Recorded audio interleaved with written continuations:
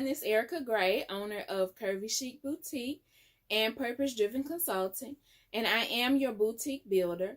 And I know it's been a while since you've heard from me. I'm trying to get back to my videos, back to my YouTube family. So today we are going over branding in 7 steps.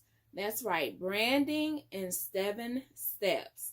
So if you have been following us on the YouTube, on the Instagram page, you'll know that we have been discussing branding all month, how to brand your business, what is a brand, and how can you get your brand seen and recognizable out there to your audience. So today we are going to look at 7 things you need to do with your business brand. Number 1 is to research your target audience. You need to Google your products and your services that you plan on selling. See what else is out there. See what else is on the market. See how those products and services are being packaged, how they're being presented. And that'll help you help give yourself some ideas on how to perhaps do your own branding and packaging. Do not copy what you see, but it will help you get some ideas on what to do if you are totally clueless on how to do that. Talk to people in your market. It helps to have a mentor or someone, another trusted business owner that you can talk to about things that are going on, you might need help with. So find that person that you can talk to or a mentor that can help you with that. And also look at your audience on social media. See where they are. Are they on Instagram or Facebook? See what they're interested in. See what type of things that they are shopping for or type of interest that they have. And go shopping. Go visit some other boutiques, visit some other whatever business you're trying to start, and look into them and see what they're doing on their websites. What are they doing on their social media? How do their packaging look? How does their presentation look? And like I said, just use it as a reference. Use it for inspiration on how you will set up your own branding and things of that nature. Number 2 is to pick your personality. That means you can't be everything to everyone. You need to pick a focus. That's, preaching to the choir, because when I started my business, I was selling everything. I was trying to sell church suits. I was trying to sell club clothes. I was trying to sell girls' clothes. I was trying to be a little bit of everything to everyone. And that's fine once you get established, once you get a little further along. But when you're first starting out, you really need to have a focus, have a niche, as they say. I decided to go into plus sizes. So I do cater primarily to plus size women. So pick a focus and stick with your focus and make that focus work for you. Also, you need a position statement. A position statement involves your what, your who, and your how. Your what type of business you are, who you are serving, and how are you going to fix their problems. So the what, who, and how needs to be addressed in your position statement. And that needs to be something that not necessarily that you have to post every day, but it needs to be something that your audience can pick up on. It needs to be seen in the type of branding that you're doing. You also need to focus on keywords and hashtags. Hashtags is what's going to get your posts seen on social media. So you need to be creative and come up with some hashtags that are specific to your business, specific to your brand, and specific to what you are selling or the type of services you are producing. And you also, it's good to have some type of personification. That means if there is a specific animal that you want to relate to your business, or an avatar that you want to relate to your business, that's a good idea to have when you're branding. A lot of businesses now are having, like Geico has the lizard, or a Ronald McDonald from McDonald's. So, you can think about having things like that attached to your name, attached to your business name, as a way to brand yourself. The third thing that brings me to is your business name. You need to have a business name that stands out, that catches attention, and also relates specifically to what you are doing, what you are selling, what type of services you are providing. You can make up a word. You can use a metaphor. You can use something literal. You can use something and change the spelling, have an alternate spelling on it. I see a lot of people, when they write like Girls Boutique, they put a Z on the end of girls. You can have an acronym, or you can use a combination of words to make your business name. The name of my boutique is Curvy Chic, and I wanted to express that even though I was catering to a more curvier woman, that we were also going to be dressing chic and trendy and fashionable. So that's why I chose the name Curvy Chic for my boutique. The fourth thing that you need to have is a slogan. The slogan is a brief, eye-catching definition of what you're doing and what you're providing. It describes your business in a short tagline. For instance, my slogan is, "It's how you wear your curves." So again, I chose that definition, because that slogan, because it is speaking directly to a curvy woman, and it's trying to uplift them and empower them and motivate them to be comfortable with their curves and, flaunt them a little bit, be a little sexy. So that's why I chose that slogan.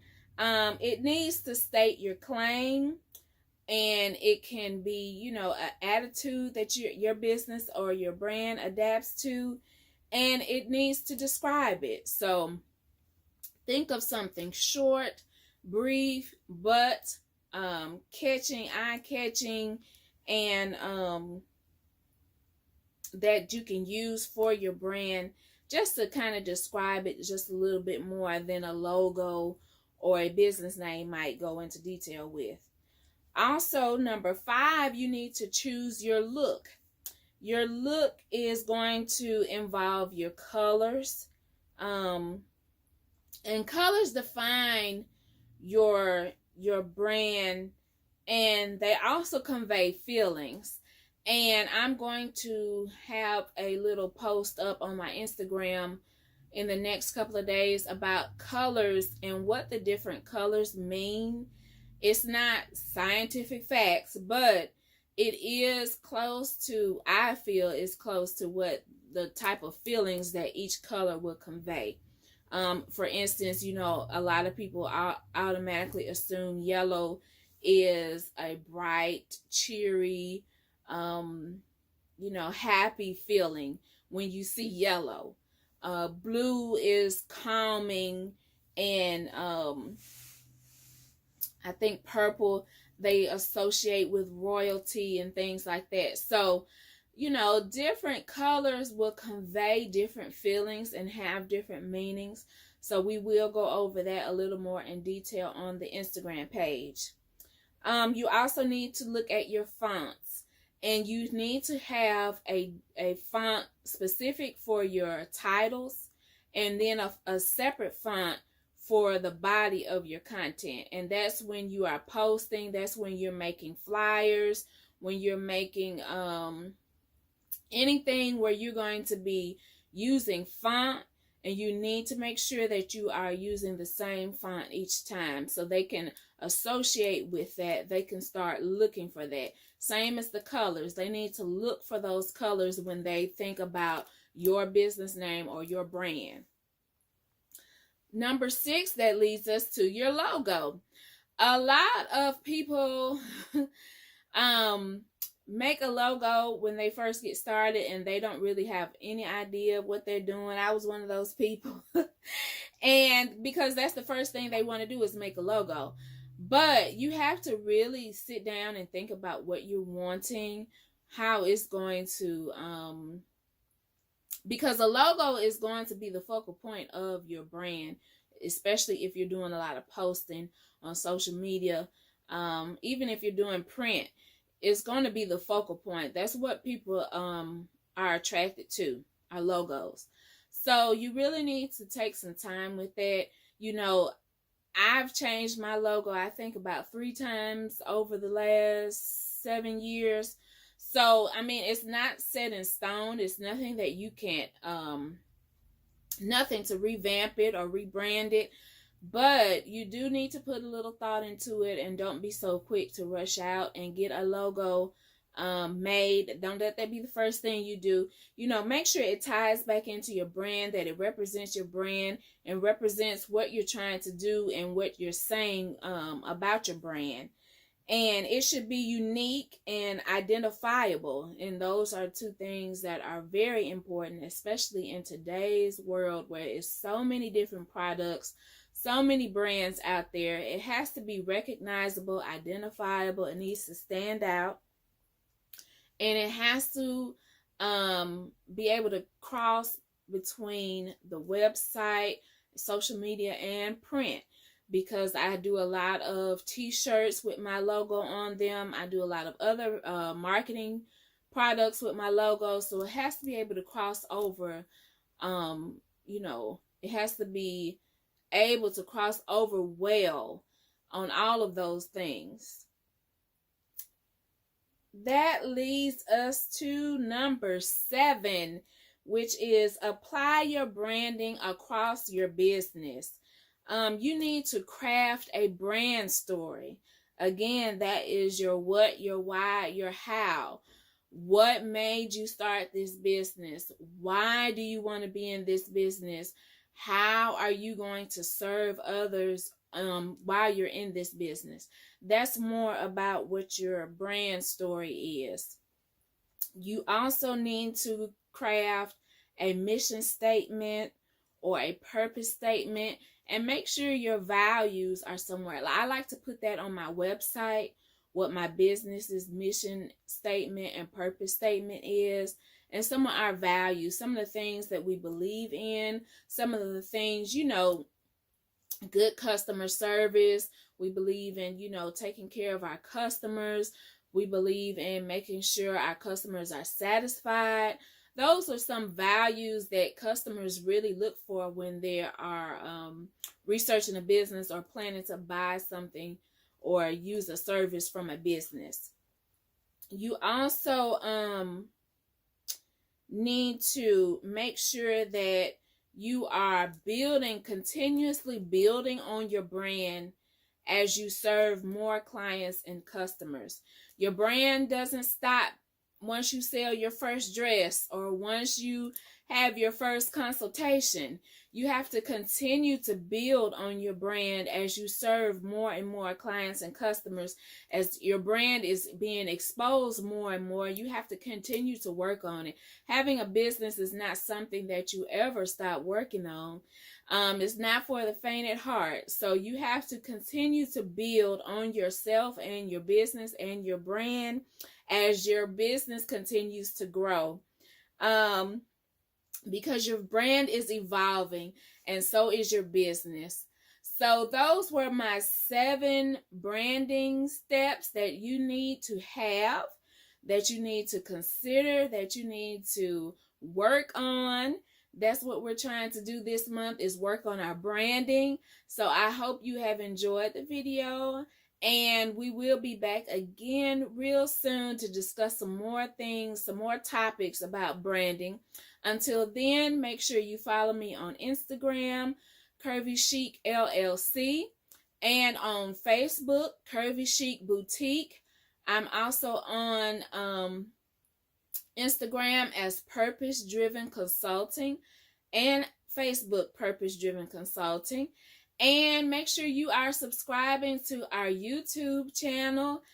And for those of you that have already established boutiques and are in the fashion industry, I want you to go over and subscribe to the Curvy Chic Boutique YouTube channel. And that's where I am talking with other business owners, other fashion industry business owners about their experiences in the fashion and beauty industry. So thank you all, and I appreciate you watching. See you next time.